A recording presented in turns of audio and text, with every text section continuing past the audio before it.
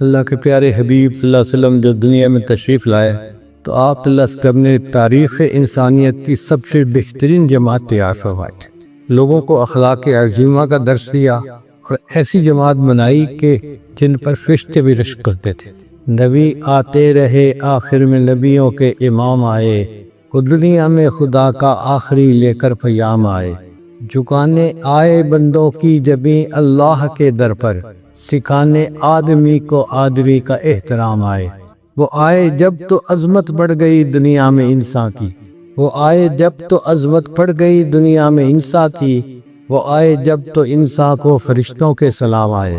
صحابہ کرام رضی اللہ تعالیٰ عنہم کو اللہ تعالیٰ نے وہ اخلاق دیے کہ انہوں نے دنیا میں ایک مثال قائم کر دی، اخوت، محبت، ایک دوسرے کے ساتھ محبت، پیار، ہمدردی، خیرخواہی، اس کی مثالیں جو انہوں نے قائم کی دنیا کی کوئی دوسری قوم پیش نہیں کر سکتی۔ نبی علیہ الصلوۃ والسلام نے 2 لفظوں میں پوری بات سمجھا دی، فرمایا الدین النصیحہ، دین سراسر خیرخواہی۔ چنانچہ ہر بندہ دوسرے بندے کا خیر خواہ تھا، ہر بندہ دوسرے کا خیر خواہ تھا۔ اس خیرخواہی کی ایک مثال یہ بھی ہے کہ ایک صحابی رضی اللہ تعالیٰ عنہ گھوڑا خریدتے ہیں بالفرض 3000 درہم میں۔ جب گھر لاتے ہیں تو ان کے بھائیوں نے دیکھا، ان کو گھوڑا پسند آیا، عربی نسل کا ہے، صحت مند ہے، یہ تو بھائی کوئی 4000 کی قیمت کا تھا، تمہیں اچھی ڈیل مل گئی کہ 3000 کا لے کے آ گئے۔ اب خریدنے والے نے یہ بات سنی اور اپنے ذہن میں بٹھا لی کہ قیمت تو 4000 تھی، میں 3 میں لے آیا۔ اگلے دن 1000 روپیہ لے کر اس گھوڑے کے مالک کے پاس آئے۔ بھئی آپ کو اپنی چیز کی ویلیو کا پتہ نہیں تھا، آپ نے سستی بیچ دی، میرے باقی بھائیوں نے اس کی قیمت 4000 لگائی ہے، لہذا 1000 درہم میں آپ کو اور دے دیتا۔ آپ نے کبھی کوئی ایسا سیلر اور بائر دیکھا کہ 3000 میں خرید کے گھر جا چکا ہے، پھر 1000 آ کر واپس دیتا ہے کہ آپ کو میں نے تھوڑی قیمت دی، آپ زیادہ قیمت لے لیجیے۔ تھوڑے دنوں بعد ان کے گھر میں رشتہ داروں کی دعوت تھی تو برادری کے نوجوان آئے۔ اس وقت تو ہر نوجوان ہی گھوڑ سوار تھا اور گھوڑے کی شناخت رکھتا تھا۔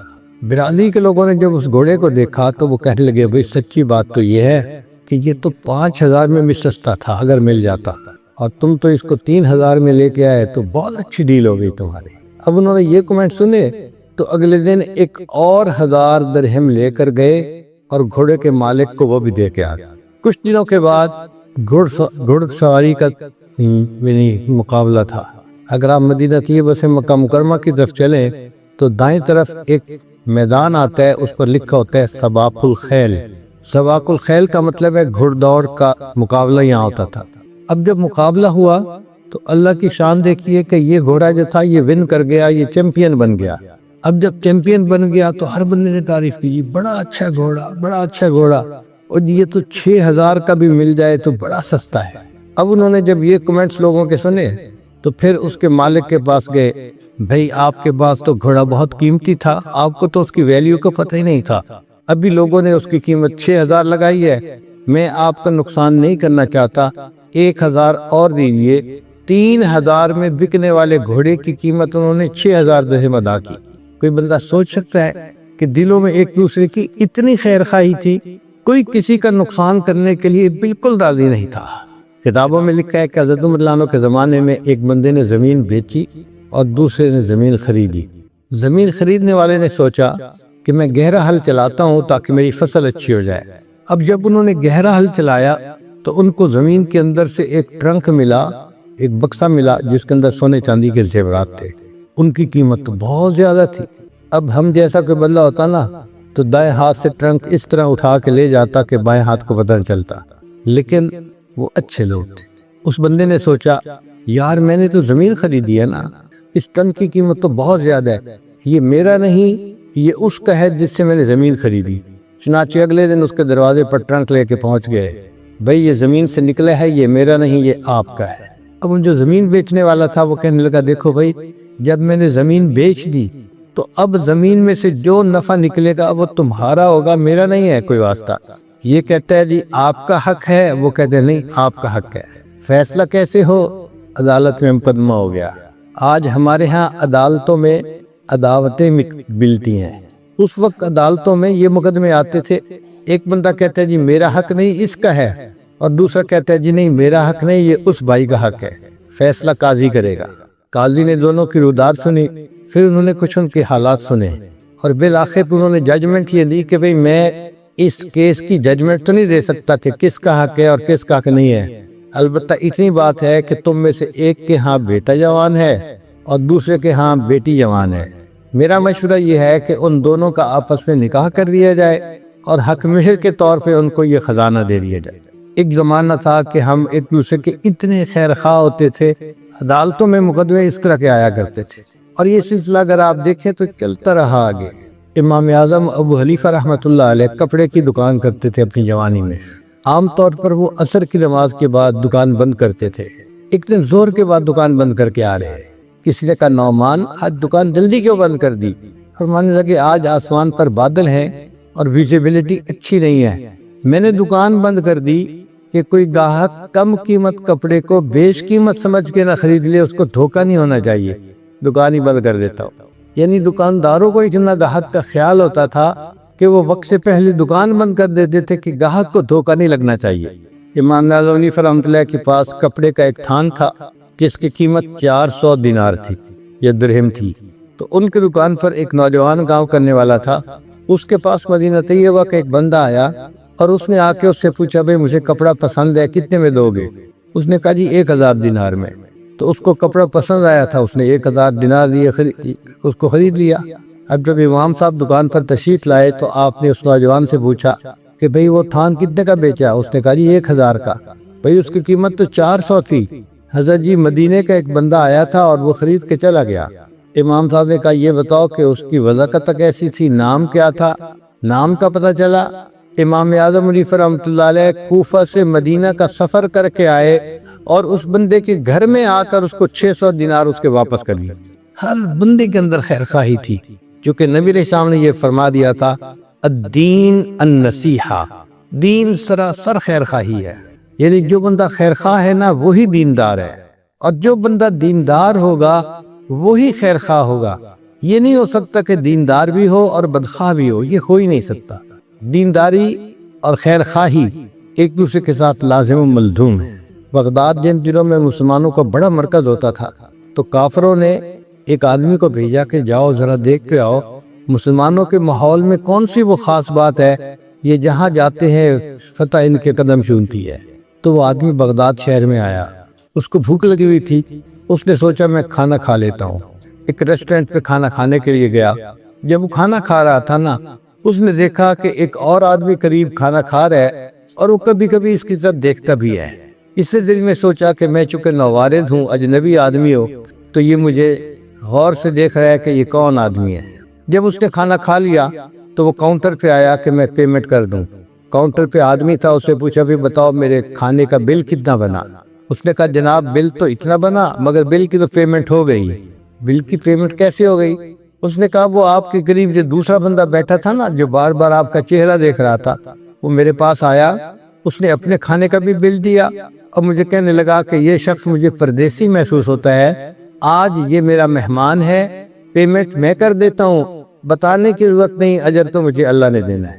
وہ بڑا حیران ہوا، اچھا اس بندے نے میرے کھانے کی پیمنٹ کر دی اور مجھے بتایا تک نہیں کہ اجر تو مجھے اللہ نے دینا ہے۔ آگے چلا، اب اس کو خیال آیا کہ بھئی رات کو اندھیرا ہو جاتا ہے تو مشکل ہوتی ہے، تو بہتر ہے کہ میں کوئی بیٹری خرید لوں۔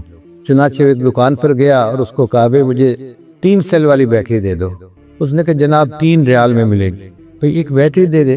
اس نے کہا یار ایک میرا بات سنو کہ یہی بیٹری اتنے پیسے میں آپ کو سامنے والے دکاندار سے مل جائے گی، یہ اس سے خریدو مجھ سے نہ خریدو۔ وہ حیران تو بڑا ہوا، دکاندار تو ایسے نہیں کرتا کہ اپنے گاہک کو کسی دوسرے دکاندار کے پاس بھیجے۔ وہ چلا گیا، دوسرے دکاندار سے جا کے بات کی تو 3 سیل والی بیٹری اس کو 3 دینار کی وہاں سے مل گئی۔ وہ پہلے دکاندار کے پاس واپس آیا کہ بھئی مجھے یہ بتاؤ آپ کے پاس بیٹری تھی نہیں یا آپ اسے بیچنا نہیں چاہتے تھے؟ دکاندار نے کہا بھئی بیٹری تو میرے پاس تھی، میں بیچنا بھی چاہتا تھا، تو پھر آپ نے سامنے والے دکاندار کے پاس کیوں بھیج دیا؟ تو دکاندار کہتا ہے کہ آج میرے پاس بہت گاہک آئے، اللہ کا فضل مجھے خوب نفع ہوا، اور میں دیکھ رہا تھا کہ سامنے والے دکاندار کے پاس آج کوئی گاہک نہیں آیا۔ میں نے دل میں سوچا آپ اس سے بیٹری خرید لیں گے، اس کو کچھ نفع ہو جائے گا اور اس کے بیوی بچوں کا گزارا ہو جائے گا۔ ایک دکاندار دوسرے دکاندار کا اتنا خیر خواہ تھا کہ وہ یہ سوچتا تھا کہ میرے بھائی کے بیوی بچوں کا بھی گزارا ہو جانا چاہیے۔ یہ جو خیر خواہی کی ایک صفت نبی علیہ السلام نے سکھائی، یہ سارے صحابہ کی زندگیوں میں بہت واضح نظر آتی ہے، اور مسلمان معاشرے کو ایسا ہی ہونا چاہیے کہ ہر بندہ دوسرے کا خیر خواہ۔ اللہ تعالیٰ کو یہ خیر خواہی اتنی پسند ہے کہ نبی علیہ السلام نے فرمایا خیر الناس من ینفع الناس، انسانوں میں سب سے بہترین انسان وہ ہے جو دوسرے انسانوں کو زیادہ فائدہ پہنچاتا ہے، جو دوسرے انسانوں کو زیادہ فائدہ پہنچائے وہ انسانوں میں سب سے بہترین انسان ہے۔ اور آج ہم دوسرے کو فائدہ پہنچانے کے بجائے الٹا دوسرے کا نقصان کر رہے ہوتے ہیں، دوسرے کو تکلیف پہنچا رہے ہوتے ہیں، دوسروں کو دکھ دے رہے ہوتے ہیں، دوسروں کے لیے آج ہم وبال جان بنے ہوئے ہوتے ہیں۔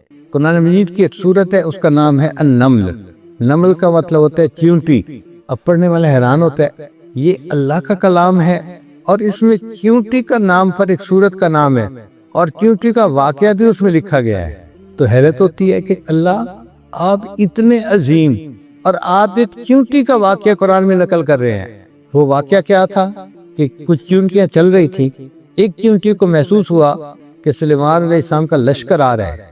اس چیونٹی نے دوسری چیونٹیوں کو اعلان کیا یا ایتھا النمل ادخلوا مساکنکم، اے چیونٹو اپنے سرافوں میں بیلوں میں گھس جاؤ، ایسا نہ ہو کہ سلیمان علیہ السلام کا لشکر آئے اور تمہیں پاؤں کے نیچے مسل کے چلا جائے۔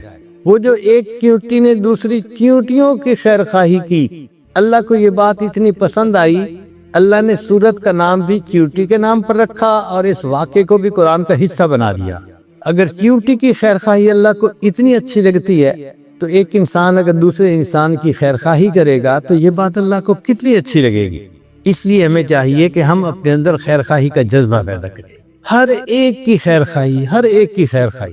اچھا کچھ لوگ آج اصلاح دیکھ دیتے ہیں اور جی ہم تو خیر خواہی کرتے ہیں، لوگ بدخواہی کرتے ہیں ہمارے ساتھ۔ بھئی یہی تو مزہ ہے نا کہ دوسرے بدخواہی بھی کریں تو بھی ہم ان کے ساتھ خیر خواہی کر رہے ہوں گے۔ شریعت کہتی ہے ادفع باللتی ہی احسن، تم برائی کے بدلے میں اچھائی کا سلوک کرو۔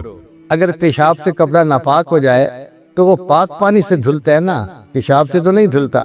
اگر کوئی برائی کر رہا ہے تو اس برائی کا جواب ہم اگر برائی سے دیں گے تو برائی تو بڑھ جائے گی، ختم نہیں ہوگی۔ اس کو ختم کرنے کا طریقہ یہ ہے کہ ہم اچھائی سے اس کے ساتھ معاملہ کریں، اچھائی اس برائی کو ختم کر دے گی۔ چنانچہ ایک شخص حضرت خواجہ نظام الدین اولیاء رحمۃ اللہ کے پاس آیا اور آ کر کہتا ہے کہ حضرت فلاں شخص نے میرا جینا حرام کر دیا ہے، بہت میرا مخالف ہے، دشمن ہے، بس آپ مجھے اجازت دے دے میں اس کے ساتھ نمٹ لیتا ہوں۔ اس کا مقصد یہ تھا کہ حضرت صاحب NOC دے دے پھر میں جانوں اور وہ جانے۔ تو جب اس نے کہا نا کہ اس نے میرے لیے بہت مشکلات پیدا کر دی ہیں، ہر وقت میرے راستے میں کانٹے بچھاتا رہتا ہے، تو خواجہ نظام الدین اولیاء رحمۃ اللہ نے اسے کہا اے دوست، اگر کوئی تیرے راستے میں کانٹے بچھائے تو اس کے راستے میں کانٹے نہ بچھانا، ورنہ پوری دنیا میں کانٹے ہی کانٹے ہو جائیں گے۔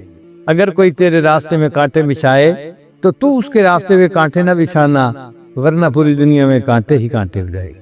تو ہمیں چاہیے کہ ہم اپنی طرف سے ہر ایک کے ساتھ خیر خواہی کریں، چھوٹا بڑا، اپنا پرایا، دوست دشمن، ہر کسی کے ساتھ۔ اسی میں اللہ کی رضا ہے اور اسی میں ہمیں اللہ کا قرب نصیب ہوگا۔ جتنا خیر خواہی کر سکیں اتنا بہتر۔ ایسا بندہ اللہ کا محبوب بن جاتا ہے جو دوسروں کا خیر خواہ ہوتا ہے۔ چنانچہ کتابوں میں ایک واقعہ لکھا ہے، ایک بادشاہ تھے، نیک تھے، ان کا نام تھا ابراہیم ادم رحمۃ اللہ علیہ، بلخ کے بادشاہ تھے، بعد میں تو بڑے اولیاء میں شامل ہو گئے، لیکن جب بادشاہی کی زندگی تھی تب بھی نیک تھے۔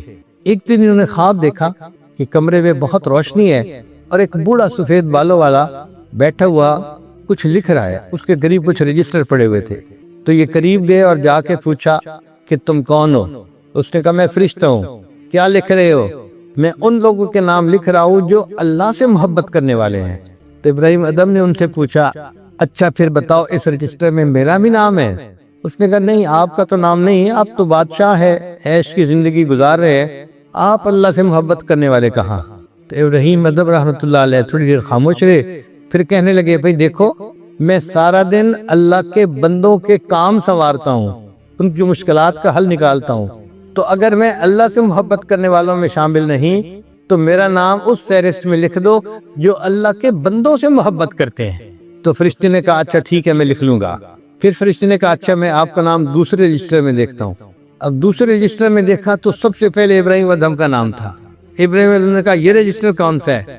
فرشتے نے بتایا کہ یہ ان لوگوں کے نام ہیں جن سے اللہ محبت کرتے ہیں، اللہ نے تمہارا نام ان میں شامل کروا دیا ہے۔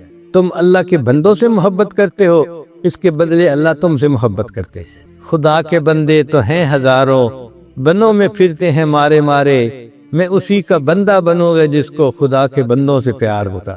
اللہ کے بندوں سے اللہ کے لیے پیار کرنا یہ بڑی اعلیٰ صفت ہے۔ حدیث مبارکہ میں ہے الخلق عیال اللہ، مخلوق اللہ کا کنبہ ہے، جو اللہ کے کنبے سے محبت کرتا ہے اللہ اس سے محبت فرماتے ہیں۔ تو ہمارے اندر خیر خواہی کا جذبہ ہونا چاہیے تاکہ ہم ہر کسی کا بھلا سوچیں، اور یہ بھی بات پکی ہے کہ کر بھلا ہو بھلا انت بھلے کا بھلا۔ جو بندہ بھلا کرتا ہے نا اس کے ساتھ بھلا ہی ہوتا ہے، اللہ اس کے ساتھ بھلا کرتا ہے۔ میں آپ کو ایک انگریز عورت کا واقعہ سناتا ہوں۔ ایک امریکن عورت تھی جو میونسپل کمیٹی کی چیئرمین تھی۔ اب آپ جانتے بھی ہیں نا کہ کسی شہر کی میونسپل کمیٹی کا چیئرمین ہونا، میئر ہونا کسی شہر کا بڑی سیٹ ہوتی ہے، بڑی پوسٹ ہوتی ہے۔ تو وہ میئر تھی اپنے شہر کی۔ جب ریٹائر ہوئی تو اس کو $5 لاکھ بینیفٹ کے طور پہ ملے۔ تو وہ اپنی ریٹائرمنٹ کی لائف گزار رہی تھی۔ اللہ کی شان دیکھیں کہ ایکسیڈنٹ میں اس کے خامد کی وفات ہو گئی اور وہ عورت اکیلی اپنے گھر میں رہنے لگ گئی۔ ایک دن اس کو قریب کے ایک شہر میں کوئی کام تھا۔ اس عورت نے سوچا کہ میں خود چلی جاتی ہوں اور کام کر کے شام تک واپس آ جاؤں۔ چنانچہ اس کے پاس بڑی گاڑی تھی 4x4، اس نے نکالی اور وہ اس شہر گئی، اپنا کام سمیٹا اور واپس آئی۔ جب واپس آ رہی تھی نا تو راستے میں اس کی گاڑی کا ٹائر پنکچر ہو گیا۔ جب گاڑی کا ٹائر پنکچر ہو گیا تو اس نے گاڑی کو پل کیا، سائیڈ پہ لگایا اور دیکھنے لگی کہ اب اس ٹائر کو میں چینج کیسے کروں۔ بڑی گاڑی تھی، ٹائر بھاری بھی بہت تھا اور اکیلی عورت کے لیے اس کو بدلنا بہت مشکل تھا۔ عورت ذات کمزور ہوتی ہے، تو اب وہ پریشان تھی کہ کوئی میری ہیلپ کرے تو میں بدل سکتی ہوں، اکیلے نہیں بدل سکتی۔ وہ سڑک کے کنارے کھڑے ہو کر ہاتھ دینے لگی کہ کوئی بندہ رکے اور میری ہیلپ کرے۔ وہ وقت دن کے 10-11 بجے کا تھا، لوگ دفتر جا رہے تھے، کوئی رکنے کو تیار نہیں تھا۔ گاڑیاں آ رہی تھیں اور تیز جا رہی تھی، کوئی رکتا نہیں تھا۔ 1 گھنٹہ وہ عورت دھوپ کے اوپر کھڑی رہی اور 1 گھنٹہ دھوپ میں کھڑے رہنے کی وجہ سے اس کی حالت بہت خراب، پسینے، اتنا پسینہ آیا جیسے کہ اس کے کپڑے پانی سے بھیگ ہی گئے ہو، اتنا پسینہ تھا۔ اور وہ بڑی تنگ تھی اور پریشان تھی کہ کاش کوئی رکے اور میری ہیلپ کرے اور میں اس مصیبت سے جان چھڑاؤں۔ جگہ ایسی تھی کہ جہاں سے وہ پولیس کو کال نہیں کر سکتی تھی ہیلپ کے لیے۔ کافی دیر کے بعد ایک نوجوان لڑکا تھا، اس نے اپنی گاڑی روکی اور اس سے پوچھا کہ آپ یہاں کیوں کھڑی ہیں؟ اس نے کہا بھئی میری گاڑی کا ٹائر پنکچر ہو گیا اور مجھے ہیلپ کی ضرورت ہے۔ نوجوان نے گاڑی روکی، وہ باہر آیا، اس نے آ کے اس عورت کی گاڑی کو دیکھا، اس عورت کو بھی دیکھا۔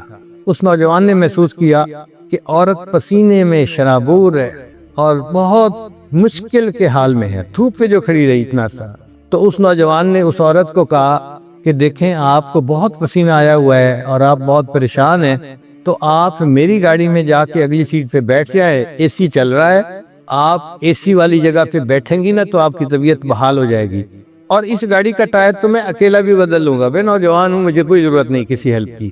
چنانچہ وہ عورت اس نوجوان کی گاڑی میں اگلی سیٹ پہ جا کر بیٹھ گئی۔ اب جب اس کو اے سی کی ٹھنڈی ہوا لگی نا اور پسینہ خشک ہوا تو اس کے جو پریشان حالی تھی وہ ختم ہو گئی۔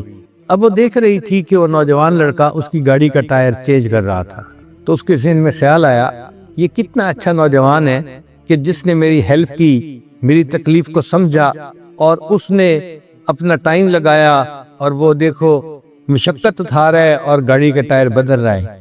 تو اگر میں اس کے بدلے اس کو $500 ہدیہ دے دوں تو مجھے کیا فرق پڑتا ہے؟ میرے بینک اکاؤنٹ میں تو $5 لاکھ پڑے ہیں۔ چنانچہ اس نے $500 اپنے پرس میں سے نکالے اور ہاتھ میں رکھ لیے کہ جب یہ ٹائر چینج کر لے گا تو میں اس کو انعام کے طور پہ دے دوں گی۔ تھوڑی دیر بعد لڑکا آیا، اس نے آ کے بتایا کہ یہ ٹائر میں نے بدل دیا ہے، اب آپ جا سکتی ہیں۔ تو اس عورت نے اس کو $500 دینے کی کوشش کی، اس نوجوان نے نہیں لیے۔ اس نے کہا بھئی تم نے میری ہیلپ کی ہے کہ ٹائر بدلا، تو میں چاہتی ہوں کہ میں تمہاری ہیلپ کر دوں تو یہ $500 لے لو۔ اس لڑکے نے آگے سے جواب دیا It is objective of my life to help others. It is objective of my life to help others. When I help someone, I feel happy. یہ میری زندگی کا مقصد ہے، میں دوسروں کی مدد کرتا ہوں، جب میں کسی کی مدد کرتا ہوں مجھے روحانی سکون مل جاتا ہے، بس میرے لیے یہی کافی ہے۔ اب وہ نوجوان یہ بات کر کے تو چلا گیا، لیکن عورت کے دل و دماغ میں یہ فکر اتر گیا، اچھا دنیا میں ایسے بھی لوگ ہوتے ہیں کہ جن کی زندگی کا مقصد دوسروں کا فائدہ ہوتا ہے، اور وہ کہتے ہیں کہ جب میں کسی کا فائدہ کرتا ہوں تو مجھے روحانی سکون ملتا ہے۔ اب یہ عورت اپنی گاڑی پہ چلی اپنے گھر کی طرف، یہ گاڑی بھی چلا رہی ہے اور یہ فکر اس کے دل و دماغ میں گھوم رہا ہے۔ It is objective of my life to help others. When I help someone, I feel happy. راستے میں اس عورت کو محسوس ہوا کہ مجھے بھوک لگی ہوئی ہے تو کیوں نہ میں کھانا کھا لوں پھر گھر چلی جاؤں گی۔ تو آگے میک ڈونلڈ کا ہوٹل ریسٹورنٹ تھا، اس نے گاڑی روکی اور یہ وہاں پہ اتری کھانا کھانے کے لیے، آرڈر دیا۔ اب اس کا جو کھانا لے کر ویٹرس آئی نا لڑکی، وہ لڑکی پریگننٹ تھی، حاملہ تھی، اور لگتا تھا کہ حمل میں کوئی 1 مہینے کا ٹائم باقی ہے بچے کی ولادت میں، اور وہ لڑکی بڑی مشکل سے چل پھر رہی تھی، مگر کھانا اٹھا کے لا رہی تھی، لے جا رہی تھی۔ تو ابھی اس عورت کی جب اس پر نظر پڑی نا تو اس نے محسوس کیا کہ یہ نوجوان لڑکی تو بڑے مشکل میں ہے، حاملہ بھی ہے اور اس حال میں ڈیوٹی کر رہی ہے، تو لگتا ہے کہ یہ بڑی ضرورت مند ہے، چھٹی نہیں کر سکتی، اگر کر سکتی ہوتی تو گھر پہ آرام کرتی اس حال میں۔ تو اس نے اس سے پوچھا کہ بچے کی ولادت کا کتنا ٹائم باقی ہے، اس نے بتایا کہ 1 مہینہ باقی ہے۔ پھر اس نے یہ بھی بتایا کہ ہمارے قریب جو ہاسپٹل ہے نا وہ بہت مہنگا ہے اور سٹینڈرڈ اس کا بہت اونچا ہے، اور میں وہیں سے اپنا کیس کروانا چاہتی ہوں، لیکن اس کا بل اتنا بنتا ہے کہ میں اکیلی بھی نہیں پے کر سکتی اور میرا خاوند بھی نہیں پے کر سکتا۔ ہم دونوں نے مشورہ کیا ہے، کچھ پیسے خاوند دے گا، کچھ پیسے میں لوں گی، اور یہ بل پے کر کے ہم اس ہاسپٹل سے اپنے بچے کا کیس کروا لیں گے۔ یہ کہہ کے وہ جو ویٹرس تھی وہ کولڈ ڈرنک لینے کے لیے چلی گئی۔ اس بوڑھی عورت کے دل میں خیال آیا قرآن.com کہ اس بچی کو ڈیلیوری کیس کے لیے پیسوں کی ضرورت ہے، اور یہ بیچاری تکلیف اٹھا کے اپنی ڈیوٹی کرتی پھر رہی ہے، اگر میں ہی اس کو پیسے دے دوں تو یہ آرام کرے گی اور اس کے لیے آسانی ہو جائے گی۔ چنانچہ اس نے ایک چیک لکھا اور ایک چٹ لکھی، اس کو ایک لفافے میں بند کر دیا۔ جب یہ لڑکی واپس آئی تو اس نے کہا کہ دیکھو بھئی یہ تمہاری ٹپ ہے، مگر تم نے لفافے کو یہاں نہیں کھولنا، گھر جا کے کھولنا ہے۔ اس لڑکی نے لفافہ اپنی پینٹ کی جیب میں ڈال لیا، گھر گئی تو اس کا خاوند دفتر کے ٹرپ سے واپس آ چکا تھا۔ میاں بیوی دونوں نے مل کے کھانا کھایا۔ کھانے کے دوران پھر ٹاپک چھڑا کہ ٹائم تو اب قریب ہو گیا، تو ہمیں چاہیے کہ ہم ہاسپٹل میں بکنگ کروا لیں، پیسے جمع کروا دیں۔ تو خاوند نے پوچھا کہ میں نے تو پیسے جمع کر لیے ہیں جو کرنے تھے، جو آپ نے جمع کرنے تھے اس کا بندوبست ہو گیا؟ تو اس نوجوان لڑکی نے بتایا کہ ہاں میں نے بھی بندوبست کر لیا ہے، اور ہاں آج ایک عورت کھانا کھانے آئی تھی اور اس نے مجھے آج ٹپ بھی دی ہے، پتہ نہیں کتنے پیسے اس نے مجھے دیے ہیں۔ خاوند نے کہا چلے آؤ۔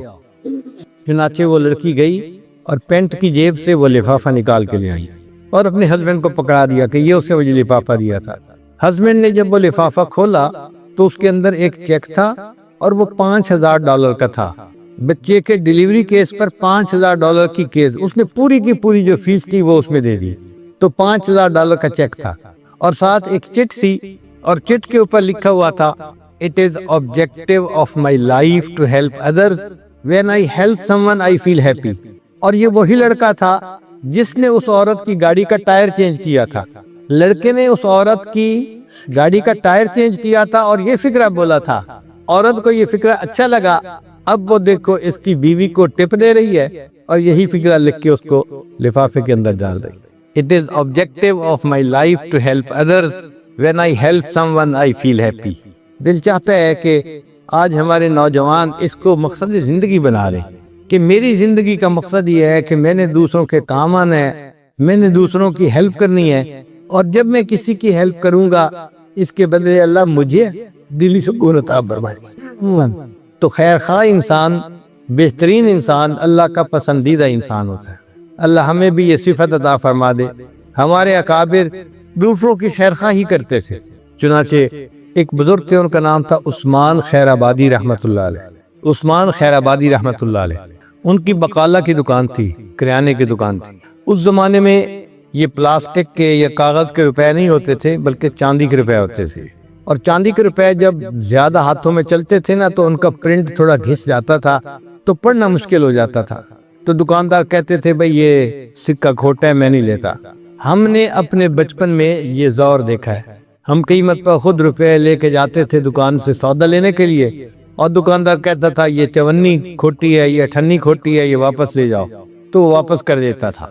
عثمان خیر آبادی رحمۃ اللہ کا مزاج اور تھا، اس کے پاس جب کوئی گاہک پیسے لے کے آتا اور پیسے کھوٹے ہوتے تو وہ سوچتے تھے کہ اگر میں کہہ دوں گا کہ میں نہیں پیسے لیتا تو اس کے دل کو تکلیف ہوگی کہ میرے پاس کھوٹے پیسے نکل آئے، مجھے چیز نہیں ملے گی، تو وہ پیسے لے لیتے تھے اور چیز دے دیا کرتے تھے۔ پتہ ہوتا تھا کہ یہ کھوٹے پیسے ہیں، پیسے لے لیتے تھے اور چیز دے دیا کرتے تھے، اور پیسوں کو اپنے دکان کے کونے میں پھینک دیتے تھے۔ اب جب وہ اس قسم کے سکے بھی لے لیتے تھے تو یار لوگوں نے پھر جانا ہی ان کے پاس شروع کر دیا، جس کے پاس اس قسم کے سکے ہوتے یار فلاں دکان پہ چلے جاؤ وہ لے لیتے ہیں۔ بھرمار ہو گئی پیسوں کی، اور وہ جو کھوٹے سکے تھے نا ان کا ڈھیر لگ گیا ہے ان کو۔ اللہ کی شان دیکھیں کہ عثمان خیر آبادی رحمۃ اللہ بیمار ہو گئے، چارپائی پہ لیٹے ہوئے تھے، اچانک ان کو فیل ہوا کہ جیسے ہارٹ اٹیک ہونا شروع ہوتا ہے، تو یہ اٹھ کے بیٹھ گئے اور انہوں نے اللہ سے دعا مانگی اس وقت میں، آخری وقت میں، یا اللہ میں ساری زندگی تیرے بندوں سے کھوٹے سکوں کو قبول کرتا رہا، اے اللہ تو بھی میرے کھوٹے عملوں کو قبول فرما لی۔ اے اللہ میں ساری زندگی تیرے بندوں سے کھوٹے سکوں کو قبول کرتا رہا، اللہ تو بھی میرے کھوٹے عملوں کو قبول فرما۔ ہمارے اکابر اپنے اعمال کر کے اللہ کے سامنے پیش کرنے کے لیے جمع کیا کرتے تھے، ہمارے پاس تو کوئی عمل ہے ہی نہیں، ہم اللہ کے سامنے کیا پیش کریں گے؟ کاش کہ ہم نے خیر خواہی کی ہوتی کسی کے ساتھ۔ انسانوں کی خیر خواہی تو بڑی بات ہے، اللہ کو تو جانوروں کے ساتھ خیر خواہی اچھی لگتی ہے۔ بنی اسرائیل کی ایک عورت تھی، بدکار تھی، بخاری شریف کی روایت ہے کہ اس نے ایک پیاسے کتے کو پانی پلایا تھا، پیاسے کتے کو پانی پلانے پر زندگی کے سب گناہوں کو اللہ نے معاف فرما دیا تھا۔ تو اگر پیاسے کتے کو پانی پلانے پر اللہ اس بدکار عورت کی زندگی کے سب گناہوں کو معاف فرما دیتے ہیں، ہم کسی پیاسے انسان کو پانی پلائیں گے تو اللہ ہمارے گناہوں کو معاف کیوں نہیں کریں گے؟ اس خیر خواہی کا شریعت نے یہ وہ مقام بتلایا، حدیث پاک میں آتا ہے کہ قیامت کے دن ایک بندہ اللہ کے سامنے پیش ہوگا، اللہ تعالیٰ اس بندے کو فرمائیں گے اے میرے بندے میں بیمار تھا، تو نے میری بیمار پرسی نہیں کی۔ وہ کہے گا یا اللہ آپ تو اللہ تعالیٰ ہیں، آپ تو بیمار نہیں ہوتے، آپ کیسے کہہ رہے ہیں؟ اللہ فرمائے گے ہاں میں بھوکا پیاسا تھا، نہ تو نے مجھے کھانا کھلایا نہ تو مجھے پانی پلایا۔ وہ کہے گا یا اللہ آپ کی شان بہت بلند، آپ کیسی بات کر رہے ہیں؟ اللہ فرمائے گے ہاں فلاں موقع پر تمہارا پڑوسی بیمار تھا، اگر تم اس کی عادت کر لیتے ایسا ہی ہوتا جیسے تو نے میری عادت کی ہوتی، اور تو اگر اپنے پڑوسی کو کھانا کھلاتا پانی پلاتا ایسے ہی ہوتا جیسے تو نے مجھے کھلایا پلایا ہوتا۔ آپ بتائیے اس سے اور اونچا نظریہ پیش نہیں کیا جا سکتا کہ کسی پیاسے کو کھانا کھلانا یا پانی پلانا ایسا ہی ہے جیسے کوئی اللہ تعالیٰ کو کھانا کھلا رہا ہوتا ہے یا پانی پلا رہا ہوتا ہے۔ تو اللہ تعالیٰ کو خیر خواہی بہت پسند، بہت پسند۔ آج ہم دلوں میں یہ نیت کر لیں کہ یا اللہ اب تک جو بدخواہی کر چکے اس پہ ہم معافی مانگتے ہیں اور آئندہ خیر خواہی کی زندگی گزارنے کا ارادہ کرتے ہیں۔ ہمارے علاقے میں ایک بزرگ گزرے ہیں باہو سلطان، ان کا پنجابی زبان میں عجیب کلام ہے، میں آپ حضرات کے سامنے وہ کلام پڑھتا ہوں اور کچھ اس کا اردو میں ترجمہ بھی کر دوں گا تاکہ سمجھ میں آ جائے۔ فرماتے ہیں یہ نہاتے ہیں دھوتے ہیں رب ملدا تے ملدا کنبیاں مچھیاں نو، اگر نہانے دھونے سے رب ملتا تو کچھوے اور مچھلی کو رب مل چکا ہوتا، اس لیے کہ وہ تو ہر وقت نہاتے ہی رہتے ہیں۔ یہ نہاتے ہیں دھوتے ہیں رب ملدا تے ملدا کنبیاں مچھیاں نو، یہ ذکر کیتے ہیں رب ملدا تے ملدا کال کڑی چھیاں نو۔ ایک پرندہ ہوتا ہے کالے رنگ کا، وہ شام کو دیوار کے ساتھ چھت کے ساتھ لٹک جاتا ہے اور پوری رات آواز نکالتا ہے، اس کو کال کڑچھی کہتے ہیں۔ تو فرماتے ہیں کہ اگر ذکر کرنے سے رب ملتا تو کال کڑچھی تو پوری رات ذکر کرتی ہے، اس کو اللہ مل جاتا۔ یہ ذکر یہ ناتے ہیں دھوتے ہیں رب ملدا تے ملدا کنبیاں مچھیاں نو، یہ ذکر کیتے ہیں رب ملدا تے ملدا کال کڑچھیاں نو، یہ سر منایا رب ملدا تے ملدا بھیڑا سسیاں نو۔ سسی کی بھیڑ ایک علاقہ ہے، وہ بھیڑ عجیب ہے، اس کے سر کے اوپر بال بہت چھوٹے ہوتے ہیں اور باقی جسم کے اوپر لمبے لمبے بال ہوتے ہیں۔ تو وہ کہتے ہیں کہ اگر سر مڑانے سے رب ملتا تو سسی کی بھیڑ کا تو سر ویسے ہی مڑا ہوا ہوتا ہے، اس کو رب مل چکا ہوتا۔ جی جتیاں ستیاں رب ملدا تے ملدا دادا کھسیاں نو۔ اور اگر پاک دامنی کی زندگی گزارنے سے رب ملتا تو جو خسی بیل ہوتے ہیں وہ تو اپنی مادہ کے قریب بھی نہیں جا سکتے، ان کو رب مل جاتا۔ تو انہوں نے مضمون باندھا، یہ نادیاں دھوتیاں رب ملدا تے ملدا کمیاں مچھیاں نو، ذکر کیتیاں رب ملدا تے ملدا کال کڑیچیاں نو، سر منایا رب ملدا تے ملدا بھیڑا سسیاں نو۔ اور پھر آخری بات فرماتے ہیں، یہ جتیاں ستیاں رب ملدا تے ملدا داندا کھسیاں نو۔ اور اخیر پر آ کر کہتے ہیں کہ رب ملدا تے ملدا نیتاں اچھیاں نو۔ رب ملتا ہے تو اچھی نیت والے بندوں کو ملتا ہے، جس کی نیت اچھی ہوتی ہے نا، جس کی نیت میں خیر خواہی ہوتی ہے دوسروں کے لیے، اس کو رب ملتا ہے۔ بدخواہ بندے کو کبھی رب نہیں ملا کرتا۔ اللہ تعالی ہمیں بھی خیر خواہی کی نیت کے ساتھ زندگی گزارنے کی توفیق عطا فرمائے۔ ہمارے اسلاف تو دشمنوں سے خیر خواہی کرتے تھے، چنانچہ امام اعظم ابو حنیفہ رحمۃ اللہ کا مشہور واقعہ ہے کہ ایک مخالف تھا، دشمن تھا، حاسد تھا حضرت کا، وہ کہیں مل گیا تو اس نے حضرت کو سنانی شروع کر دی، آپ ایسے ہیں ایسے ہیں ایسے ہیں۔ حضرت اس کی باتیں سنتے رہے اور چلتے رہے۔ آگے بستی آ گئی تو امام ابو حنیفہ رحمۃ اللہ کھڑے ہو گئے۔ اس نے پوچھا جی آپ کھڑے کیوں ہو گئے ہیں؟ فوراً لگے بھائی اس بستی میں میرے بہت سارے شاگرد ہیں، اگر ان میں سے کسی نے دیکھ لیا نا کہ تم میرے ساتھ ایسے بدتمیزی سے گفتگو کر رہے ہو تو ان سے نہیں برداشت ہو سکے گا، وہ تمہاری پٹائی کریں گے، تو میں کھڑا ہو گیا ہوں کہ تم نے جو کہنا ہے کہہ لو، میں بعد میں بستی میں چلا جاؤں گا۔ وہ بڑا حیران ہوا، میں ان کے خلاف اتنی باتیں کر رہا ہوں اور یہ میرا اتنا خیال کر رہے ہیں۔ خیر اس نے جو کہنا تھا کہہ لیا، پھر چپ ہو گیا۔ امام صاحب نے پوچھا چپ کیوں ہو گئے ہو؟ اور جی میں نے جو کہنا تھا کہہ لیا۔ امام صاحب نے کہا اچھا تم نے جو کہنا تھا کہہ لیا، تو اب جو میں نے کہنا ہے وہ بھی سن لو۔ کہتے جی سنائیں آپ کیا کہتے ہیں اس کے جواب میں؟ امام صاحب نے کہا کہ دیکھو آپ نے میرے اوپر اتنے الزامات لگائے، اتنے بہتان لگائے، اگر میرے شاگردوں کو پتہ چل جائے کہ تم نے ایسی بدتمیزی کی تو وہ تمہاری خوب پٹائی کریں گے، مگر میں کسی شاگرد کو نہیں بتاؤں گا۔ اور تم جانتے ہو کہ جو وقت کا بادشاہ ہے نا وہ میرا بڑا قریبی دوست ہے، اگر میں بادشاہ کو یہ شکایت کروں کہ اس بندے نے مجھے یہ باتیں کہیں تو وہ تمہیں جیل بھیجے گا اور تمہیں جوتے لگوائے گا، میں بادشاہ کو بھی نہیں کہوں گا۔ اور اگر میں قیامت کے دن اس کے بدلے تم سے نیکیاں مانگنا چاہوں تو اللہ تعالیٰ مجھے نیکیاں دلوائیں گے، کیونکہ تم نے میری دل آزاری کی ہے، مجھے بدلہ ملنا چاہیے۔ مگر میں تمہیں کہتا ہوں کہ میں قیامت کے دن تم سے نیکیوں کا بدلہ بھی نہیں مانگوں گا۔ وہ حیران ہو گیا، آپ مجھ سے اس کے بدلے نیکیاں بھی نہیں مانگیں گے؟ فرمایا ہاں، بلکہ ایک بات اور کرتا ہوں کہ اگر قیامت کے دن اللہ کا مجھ پر فضل ہو گیا اور اللہ نے مجھے جنت جانے کا حکم دیا تو میں وعدہ کرتا ہوں تمہیں ساتھ لیے بغیر جنت میں نہیں جاؤں گا۔ جب امام صاحب نے یہ بات کی تو وہ بندہ قدموں میں گر گیا، حضرت مجھے معاف کر دیجئے، مجھے نہیں پتا تھا کہ آپ اتنے اچھے اخلاق والے انسان ہیں۔ تو ہمارے اندر اللہ تعالیٰ خیر خواہی بھر دے، ہم گھر کے بہترین انسان بن جائیں۔ بچپن کا مجھے ایک واقعہ یاد آ رہا ہے، لیکن میں کافی لمبی بات کر چکا ہوں، ختم کر دینا چاہیے، بات ختم کر دینا چاہیے۔ اگر آپ اجازت دیں تو میں وہ بچپن کا واقعہ سنا دوں۔ یہ چھٹی ساتویں کا واقعہ ہے۔ ہماری کلاس میں ایک لڑکا تھا جو دیہات سے آیا ہوا تھا، نمازی تھا 5 وقت کا، اور میں بھی 5 وقت کی نماز پڑھتا تھا، تو ہماری آپس میں دوستی ہو گئی تھی۔ ہم ایک ہی ڈیسک کے اوپر بیٹھتے تھے، ہوم ورک بھی اکٹھا کرتے تھے اور پڑھتے بھی تھے، اور اکثر وقت اکٹھا گزارتے تھے۔ اب چونکہ اکٹھا گزارتے تھے وقت تو اس دوران بات چیت بھی ہوتی تھی، تو میں اس سے سوال پوچھتا تھا دیہات کے بارے میں، کیونکہ میں شہر میں پیدا ہوا اور ساری زندگی شہر میں ہی گزاری، کہیں باہر جانا ہی نہیں ہوا، تو مجھے دیہات کا بالکل کنسیپٹ نہیں تھا۔ یعنی مجھے یہ بھی نہیں پتا تھا کہ گندم کسی پودے پہ لگتی ہے یا کسی درخت کے اوپر لگا کرتی ہے، مجھے نہیں پتا تھا۔ تو میں اس سے پوچھتا کہ فلاں فصل کیسے ہوتی ہے، فلاں فصل کیسے ہوتی ہے، تو وہ کبھی کبھی مجھے کہتا کہ آپ کو تو بالکل ہی پتہ نہیں ہے دیہات کے بارے میں۔ ایک دن کہنے لگا کہ اچھا 2 مہینے کی چھٹیاں آنے والی ہیں، اگر تم میرے گھر مہمان آؤ نا 3 دن کے لیے تو میں تمہیں دیہات کی سیر کرواؤں گا۔ اور میں نے اس کے ساتھ وعدہ کر لیا۔ اب گھر آ کے میں نے امی سے کہا کہ امی میرا ایک دوست ہے، اس نے کہا ہے کہ 2 مہینے کی چھٹیوں میں 3 دن کے لیے میرے گھر آنا۔ امی نے کہا بیٹا اپنے بڑے بھائی کے ساتھ چلے جانا، کوئی مسئلہ نہیں۔ چنانچہ میں اپنے بڑے بھائی کے ساتھ اس کے دیہات میں گیا۔